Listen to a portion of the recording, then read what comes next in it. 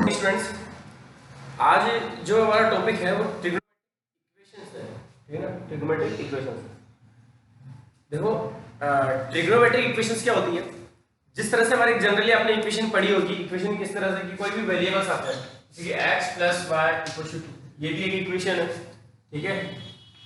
x + 2 = 0, ये भी एक इक्वेशन है वन वेरिएबल में, ठीक है ना। ये भी एक हमारी क्वाड्रेटिक इक्वेशन है।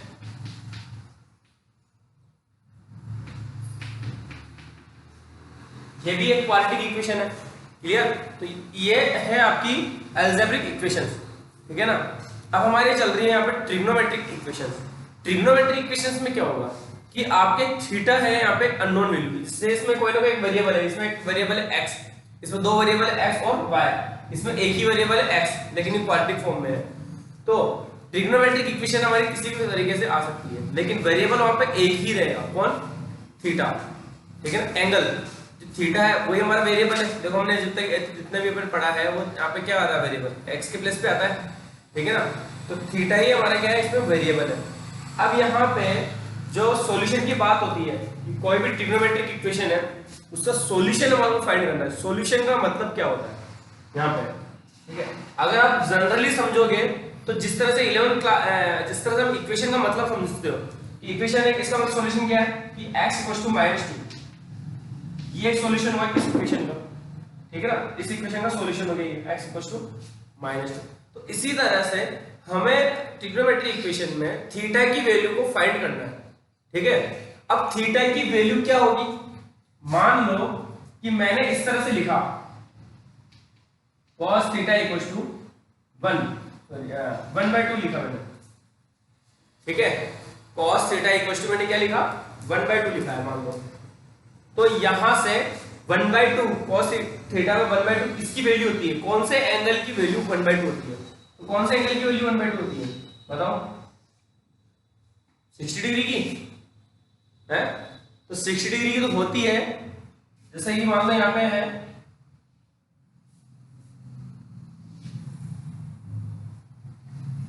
ये 0 डिग्री, ये 60 डिग्री, यहां पे थीटा की जो वैल्यू 1/2 होती है। तो जब यहाँ पे 60 डिग्री है और मैं पूरा राउंड कंप्लीट करके वापस यहाँ आऊंगा, तो यहाँ हो गया मेरे पास 420 डिग्री। तो इसकी वैल्यू भी 1/2 होगी कि नहीं होगी, होगी। इसके अलावा यहाँ पे जो सेकंड क्वाड्रेंट है जिसमें 300 डिग्री, यहाँ पर भी आपकी थीटा की वैल्यू जो है वो 300 पे 1/2 होगी नहीं। 300 पे जब थीटा 300 होगा तब cos 300 की वैल्यू कितनी होगी, 1/2 होगी। cos 60 की वैल्यू 1/2 होगी। cos 420 की वैल्यू कितनी होगी, 1/2 होगी। तो कौन सा एंगल लिखे भाई इसका आंसर, इसका आंसर यहाँ पे थीटा की वैल्यू लिखे क्या, थीटा की वैल्यू 60 डिग्री लिखे हैं या ये 300 डिग्री लिखे हैं, लिखे क्या, कौन सा आंसर लिखे यहाँ पे, कौन सा इसका आंसर होगा ये बताओ आप। तो ये मेरे पास डिसाइडेड नहीं हुआ, ठीक है। तो यहां एक दो तरह के सॉल्यूशन निकलेंगे अपने, एक होता है प्रिंसिपल सॉल्यूशन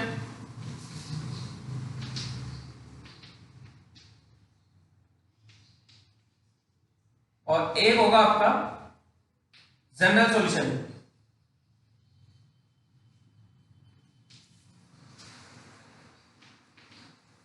ठीक है। दो तरह के सॉल्यूशन हम निकालेंगे यहाँ पे जो है किसी भी थीटा का।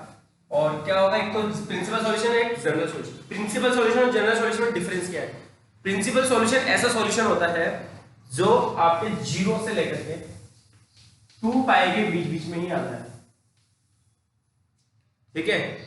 2π जो है यहाँ पे इंक्लूड नहीं होता है, 0 से 2π ही आता है, ठीक है। इसके अलावा जो जनरल सॉल्यूशन है, जनरल सॉल्यूशन नाम से पता लगा, जनरल सॉल्यूशन मतलब वो आप ऐसा सॉल्यूशन लिखेंगे कि आप वहां पे थीटा की वैल्यू किसी हर सभी एंगल के लिए जहां जहां पे cos थीटा की वैल्यू 1/2 होगी उन सभी एंगल्स के लिए हम एक साथ वैल्यू लिखेंगे, उसकी जनरल वैल्यू लिख देंगे वहां पे, ठीक है। अब देखो कैसे, ठीक है, अभी ज्यादा समझ में नहीं आएगा। तो पहले अपन क्वेश्चन पे आते हैं, तो क्वेश्चन लेंगे हम। देखो क्वेश्चन है आपका यहाँ पे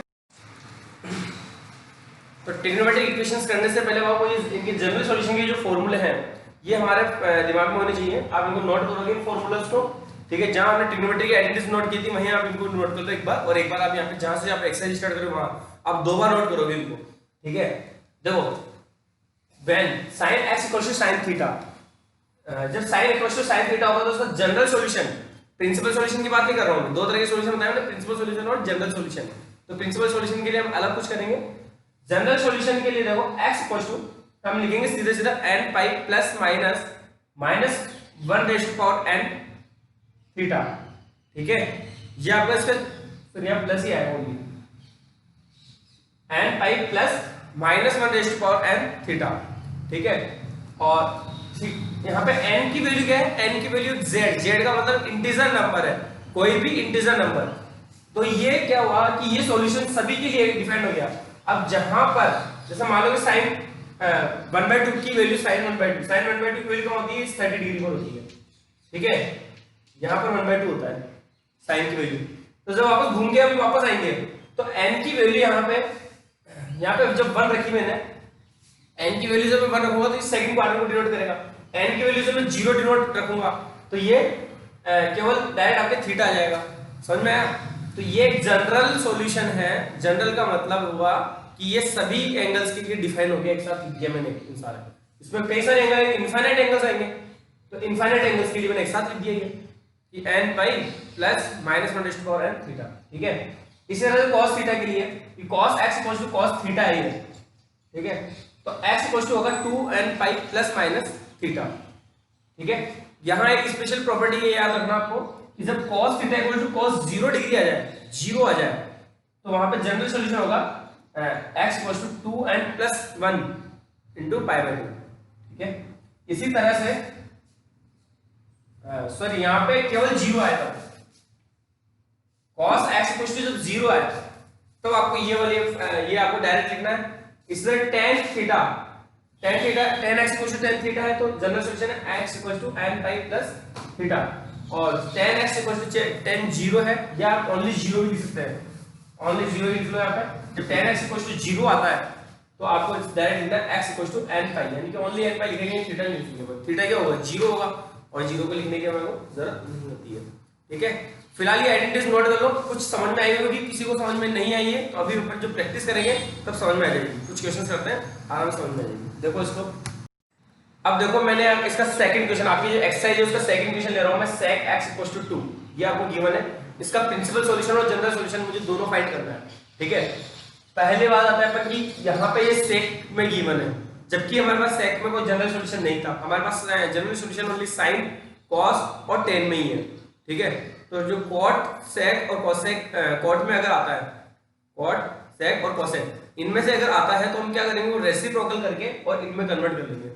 cosec आएगा तो हम रेसिप्रोकल करेंगे, sin में कन्वर्ट हो जाएगा, sec आया तो हम cos रेसिप्रोकल करेंगे, cos में कन्वर्ट हो जाएगा, ठीक है। तो यहां से देखो cos x = क्या हुआ, 1/2, ये रेसिप्रोकल किया मैंने, ठीक है।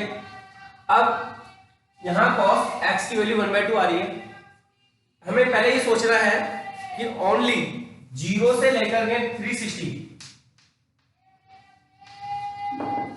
0 से लेकर के 360 के बीच में कौन से ऐसे एंगल्स हैं जहां पे cos x की वैल्यू 1/2 होती है, ठीक है। cos x की वैल्यू यहां पे पॉजिटिव 1/2 गिवन है, कौन सी है, पॉजिटिव 1/2। तो cos x पॉजिटिव कौन से क्वाड्रेंट में होता है, एक तो आपका फर्स्ट क्वाड्रेंट में, एक तो यहां पॉजिटिव होगा, और एक cos फोर्थ क्वाड्रेंट में पॉजिटिव होता है, फर्स्ट में और फोर्थ में, ठीक है। तो फर्स्ट में तो हमें पता है कि 1/2 कौन से एंगल की वैल्यू होती है, 60 डिग्री की वैल्यू होती है, दैट इज π/3 की वैल्यू गिवन होती है। फर्स्ट क्वाड्रेंट में 1/2 कौन से एंगल की होती है, π/3 की। इसी तरह से इसमें फोर्थ क्वाड्रेंट π/3 का मतलब हुआ आपका 60 डिग्री, ठीक है।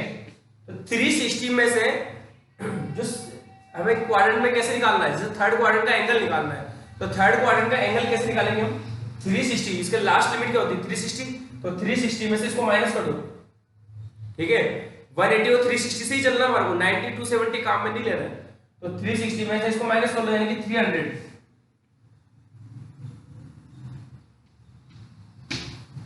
डिग्री, एक तो यहाँ और एक यहाँ, इन दोनों एंगल्स पर कॉस जो है वो पॉजिटिव 1/2 होता है, ये होता है, ठीक है। तो हमें दोनों वैल्यू यहाँ पे लिखनी है, तो यहाँ लिखोगे आप cos x equal to cos π/3, हमें रेडियन फॉर्म में लिखना है, तो π/3, और जब 2 पाई में से π/3 माइनस करोगे तो ये बचेगा वो 5 π/3, एलसीएम लिया 6 माइनस 5, ठीक है। समझ में आएगा ये बात, ये बात समझ में आई। कैसे निकालोगे? डायरेक्ट, आपको डायरेक्ट सोचना है, बहुत ज्यादा दिमाग पे वजन नहीं देना है आपको। जैसे आपको फोर्थ क्वाड्रेंट का एंगल चाहिए, मुझे फर्स्ट क्वाड्रेंट का आ गया, अब मुझे फोर्थ क्वाड्रेंट का चाहिए, तो 360 फोर्थ क्वाड्रेंट में जाना, 360 में से माइनस कर दो। देखो भाई आपको सेकंड क्वाड्रेंट कैसे, सेकंड क्वाड्रेंट में जाना है, कैसे जाओगे? 180 में से माइनस कर लो, या आप सेकंड क्वाड्रेंट में चले जाओगे। थीटा क्या है आपका? फर्स्ट क्वाड्रेंट वाला एंगल, फर्स्ट क्वाड्रेंट वाला एंगल क्या है मेरे पास? π/3 आया। तो अगर सेकंड में जाना है तो 180 माइनस कर लो, थर्ड में जाना है तो 180 प्लस कर लो, आपका ये थर्ड क्वाड्रेंट वाला एंगल आ जाएगा सेम प्लेस पे, ठीक है। और फोर्थ में जाना है तो आप 360 माइनस कर लो। समझ में आया? ज्यादा वजन डालने की आपको जरूरत नहीं है, वजन आपको देखो सीधे सा है कि मुझे पहले आपका मैंने कहा कि टेबल जो है हमारी वो 0 से लेकर 90 तक ही काम में लेनी है हमको, इससे आगे का टेबल अपन को काम में नहीं लेना, इसके आगे तो ट्रिक सीखनी है हमको, ठीक है ना, कि हम फास्टली कैलकुलेशन कर सकें। तो मेरे पास फर्स्ट क्वाड्रेंट का एंगल आ गया π/3, तो फोर्थ क्वाड्रेंट में चाहिए ये एंगल, यही एंगल मुझे कहाँ पे चाहिए? फोर्थ क्वाड्रेंट में। फोर्थ क्वाड्रेंट में क्या होगा उसका एंगल? 360 में से इसको माइनस कर लो, यानी कि 300 डिग्री। 300 डिग्री को आप इसमें कन्वर्ट करो रेडियन में, तो ये 5 π/3 आ गया, ठीक है ना। इसको 2 पाई माइनस थीटा भी लिख सकते हो, इसको पाई प्लस थीटा भी लिख सकते हो, और इसको पाई माइनस थीटा भी लिख सकते हो, इस तरह आप कन्वर्ट कर लो। तो ओवरऑल देखो अपने पास ये आया, ये पार्ट आप नोट कर लेना, जो मैंने यहाँ पे लिखा था अभी उसको नोट कर लेना, ठीक है ना। तो आप देखो यहां से cos x equal to cos π/3, और ये दोनों वैल्यू लिखोगे आप cos 5 π/3, ठीक है। बस हमारा काम हो गया, हमने ये दो एंगल निकाल लिए, हमारा काम हो गया, 90% काम हो गया। अब केवल फॉर्मूला लगाना है, तो प्रिंसिपल सॉल्यूशन लिखोगे आप यहाँ पे PS, principal solution. x equal to क्या क्या आया हमारे पास? एक तो π/3 आया, अब cos को हटा दो, ठीक है ना। x इक्वल टू π/3 और 5 π/3, ये तो आया प्रिंसिपल सॉल्यूशन। प्रिंसिपल सॉल्यूशन जो है हमारे को 0 से लेकर के 2 पाई के बीच में से ही लिखना है, ठीक है ना। कहां से कहां तक लिखना है? 0 से लेकर के 2 पाई के बीच में से ही लिखना है प्रिंसिपल सॉल्यूशन। जबकि जनरल सॉल्यूशन सारे एंगल लिखने हैं हमको। सारे एंगल कैसे लिखेंगे हम? General solution x equal to cos है तो 2n पाई प्लस माइनस, ओनली इसमें से जो सबसे पहले आ रहा है, सबसे छोटा वाला जो पार्ट है ना, वही लिखेंगे अभी आप π/3, ठीक है। क्योंकि जो n है साथ में आपको ये भी लिखना है n बिलोंग्स टू z, ये सभी के साथ में लिखना है आपको। यहाँ पे जनरल सॉल्यूशन का फॉर्मूला अप्लाई करोगे, वहां n को डिफाइन करना जरूरी है। n belongs to z, z से मतलब इंटीजर नंबर्स, ठीक है ना। z क्या आपका? Integer number.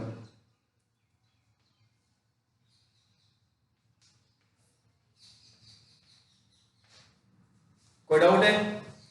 क्लियर है? ठीक है। इस तरह से आप लिखोगे। क्या काम करना है आपको? यहाँ पे जैसे ये नंबर आता है उसका आप फर्स्ट क्वाड्रेंट में और उसका नेक्स्ट जो भी क्वाड्रेंट है, ठीक है ना। कॉस है तो फोर्थ क्वाड्रेंट है, साइन है तो हमें सेकंड में जाना पड़ेगा, टेन है तो थर्ड में जाना पड़ेगा, ठीक है ना। वो वहां पे आप चले जाओगे। उसके बाद जनरल सॉल्यूशन, प्रिंसिपल सॉल्यूशन, तो ये दोनों एंगल आपके आंसर में आ जाएंगे। जनरल सॉल्यूशन में ओनली इस वाले एंगल को लेते हुए आपको फॉर्मूला लगाना और ये लिखना है, बस यही आपका आंसर है, ठीक है। तो अब देखो आपका नेक्स्ट क्वेश्चन एक और बता दूं मैं। अब देखो आपका जो थर्ड क्वेश्चन है, थर्ड क्वेश्चन आपका है cot x इक्वल टू -√3, ठीक है।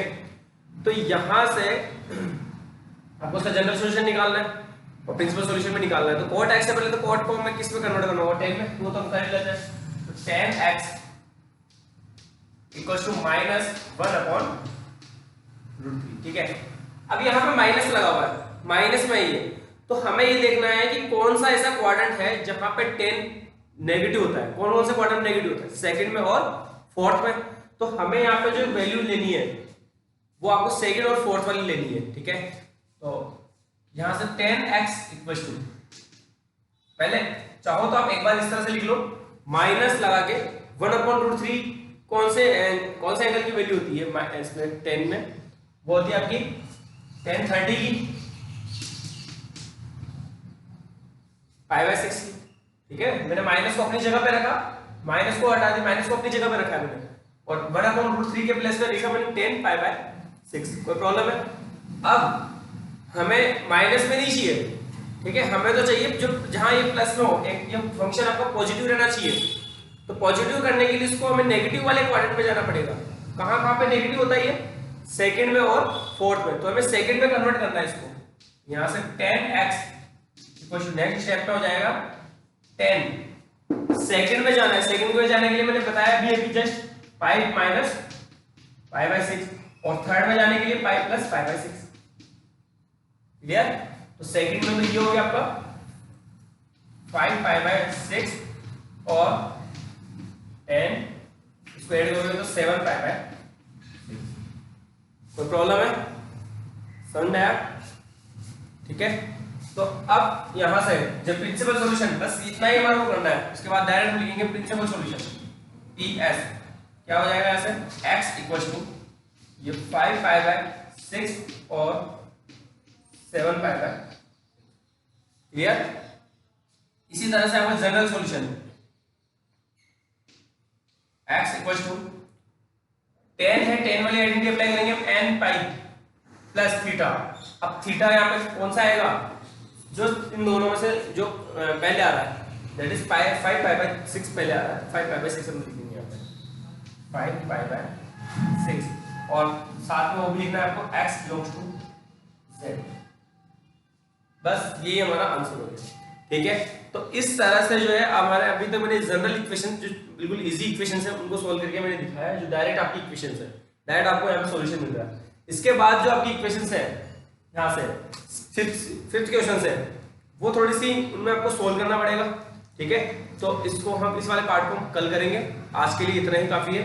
आपका होमवर्क में ये जो 2 क्वेश्चन मैंने स्किप किए वो तो है ही, इसके अलावा आप एक क्वेश्चन और करोगे